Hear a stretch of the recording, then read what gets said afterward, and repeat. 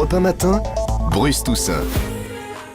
Vous avez parlé, vous avez tout compris. Voici le Zoom Écho d'Europe 1 Matin. Bonjour mon cher Axel. Bonjour Bruce. 45 000 chômeurs de plus en octobre, on l'a dit, évidemment les chiffres sont tombés hier soir.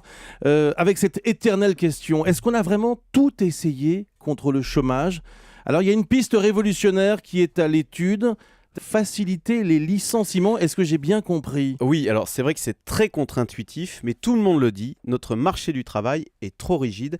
La France est quand même classée 141e sur 144 au Forum de Davos pour ses pratiques d'embauche et de licenciement. Pour dire les choses simplement, notre CDI est jugé beaucoup trop protecteur. De fait, on le sait, les procédures de licenciement sont compliquées en France. Le patron doit s'engager dans un processus long, jusqu'à 18 mois, qui dans 20% des cas va se terminer au prud'homme, devant le juge, avec très souvent d'ailleurs le patron qui est condamné 7 fois sur 10. Bref, on n'est pas loin là de l'expérience traumatisante d'un divorce. Résultat, nombre de patrons n'osent plus embaucher. Oui, enfin c'est surtout traumatisant pour le salarié, non ? C'est traumatisant pour les deux. D'accord. Pour celui qui se sépare et pour celui qui pour obtenir le licenciement, va être souvent rabaissé. Donc c'est traumatisant pour les deux. In fine, le résultat, c'est qu'un patron n'ose plus embaucher, ou dans tous les cas, il va embaucher en CDD.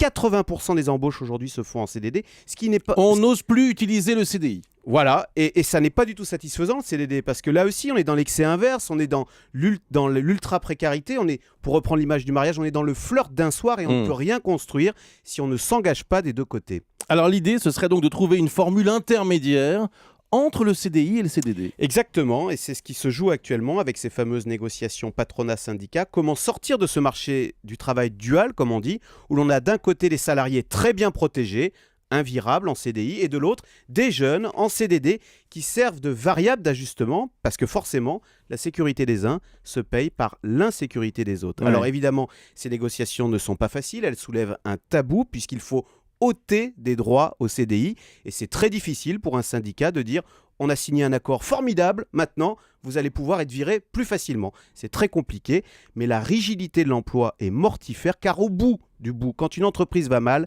elle finit par licencier, mais avec retard, et donc avec plus de dégâts, et c'est ce qui se passe en ce moment, et c'est pour ça que ce chômage donne l'impression d'un rouleau compresseur qui a pris de l'élan. Il faudrait pouvoir réagir plus vite en amont. Carton jaune. Le cadeau préféré des enfants pour Noël, c'est de l'argent qui arrive en tête des souhaits, 34% selon une enquête auféminin.com. En numéro 2, on trouve un smartphone, 25%. Les jeux et jouets à l'ancienne n'arrivent qu'en troisième position, 23%. Pourquoi carton jaune ? Parce que ça vous désespère 23, un peu ? oui, rêver à 8 ans d'un billet de banque à Noël, c'est peut-être une évolution de la société, mais c'est un peu triste quand même, non ? Moi j'avais du Lego. Je faisais... Que c'est mignon. Merci beaucoup. On essaiera de vous offrir une petite boîte de Lego pour Noël. Merci beaucoup Axel de Tarlet.